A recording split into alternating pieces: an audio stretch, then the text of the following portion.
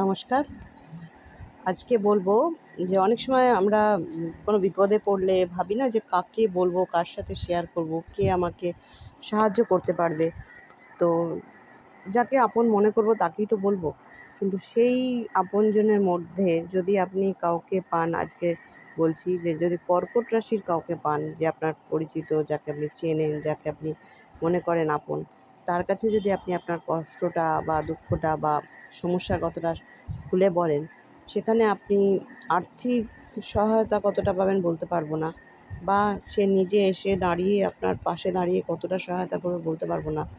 কিন্তু ইমোশনালি আপনাকে মানসিকভাবে কিন্তু ভীষণভাবেই সাহায্য করতে পারবে সেই মানুষটি। কর্কট রাশির মানুষরা যাদের মানে কর্কট রাশির মালিক হচ্ছে চন্দ্র। চন্দ্র হচ্ছে আমাদের মনের কারক।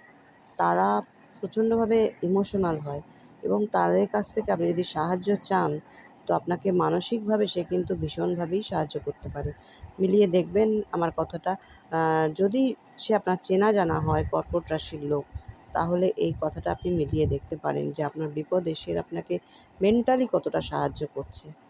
জানাবেন আমাকে, ভুল হলেও জানাবেন, ঠিক হলেও জানাবেন। সবসময় যে সবার পক্ষেই যে ঠিক হবে এটা বলছি না, কিন্তু বেশিরভাগ ইন জেনারেল এটা কিন্তু হয়।